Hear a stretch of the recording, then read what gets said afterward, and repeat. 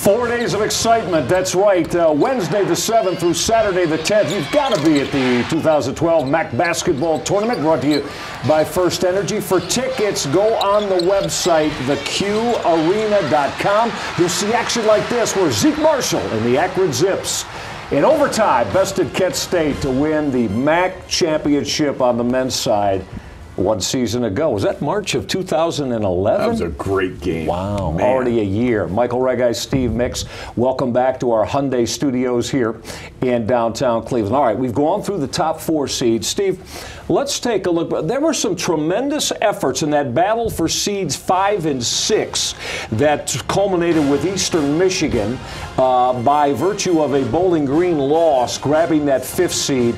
Eastern Michigan, Western Michigan, Miami, Bowling Green, Eastern Michigan, Western Michigan, Toledo, and Bowling Green are the 4 home teams trying to win and get to Cleveland. You know, there's some great ball games coming up here when you take a look at the possible matchups. I mean, just take a look at all these teams that we have a chance that can get to Cleveland.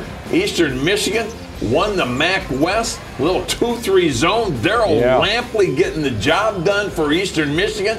They slowed it down. They were able to win those close ball games, and look at that, 9-7. Lampley was terrific. Yes, he was. Daryl Lampley. Look at him on the take to the hoop here against Scott Thomas of Bowling Green. Hit big shots. He and Antonio Green, another one of the seniors, they're going to have to make it happen for Rob Murphy, and his matchup will be against Mark Montgomery in Northern Illinois. They're the 12th seed. We thought they played better basketball at the end of the year, led by Abdul Nader. Well, we saw him early in the season, and we saw him up at Central Michigan about a week and a half ago. And I told Mark Montgomery I thought his team improved better than any other team, but you got to look where they started and where they finished. But he's made some improvements in that team. A possible MAC Coach of the Year candidate? Yeah, absolutely. Rob Murphy? Yeah. Could be. You got to stick around to find out. All right, how about the 6th seed? The Bowling Green Falcons at Lewis Orr's Ball Club, Steve Mix, in Scott Thomas, Austin Calhoun, Jordan Crawford. They've got enough offense to make a deep run in Cleveland. I think it's time for the seniors to step up and put a little emphasis on their years at Bowling Green. You're talking about Scott Thomas, Dee Brown, and Torian Oglesby. Those 3 guys, you know, they would love to win a MAC championship. It's been a while since they've been to the MAC tournament. But you take a look at the firepower that these guys have now. I think they're playing their best basketball coming down the stretch. They really are, and they're going to get a tough test because Ernie Ziegler and the Central Michigan Chippewas have played better basketball coming down the home stretch with a couple of wins in the last week. They were a 2-time MAC tournament champion. They did lose at Bowling Green by 13 back in January. Trey Ziegler, along with Derek Jackson and Austin McBroom, do they have enough firepower to maybe go into the Stroh Center and win? Not enough on the inside. I like the perimeter guys, not enough on the inside. All right. Let's move on. Let's go to the 7-10 matchup. Todd Kowalczyk in his 2nd year with the Toledo Rockets, fueled by the transfer from Wisconsin Green Bay. Ryan Pearson was sensational this year in leading Toledo to that 2nd spot in the MAC West. Just a flat-out scorer. He knows how to score. He's got the long range. He's got the mid-range jump shot. He's got the drive to the hoop as well.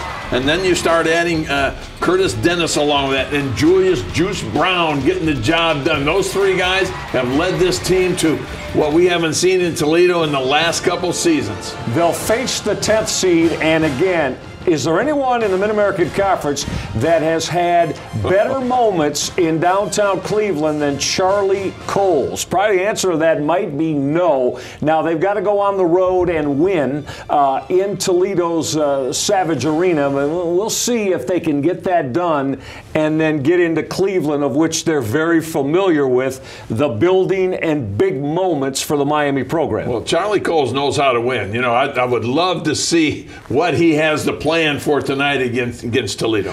All right, that is the 7-10 matchup. Okay, let's look at our final matchup in the first round. Western Michigan's Broncos, the number 8 seed, senior dominant with point guard Michael Douglas, Flenard Whitfield there, can produce around the rack, and Demetrius Ward can fire the long ball. A very gifted team. They are very gifted on the offensive end. They have struggled, though, all season long on the defensive end, trying to stop teams. They've got to be able to step up. They've got to get it done on the defensive end, just like Ball State has to do, I think. Yeah, the challenge is Billy Taylor, who started 4-1 with Jared Jones and Randy Davis, 2 outstanding seniors. They hit a big road bump.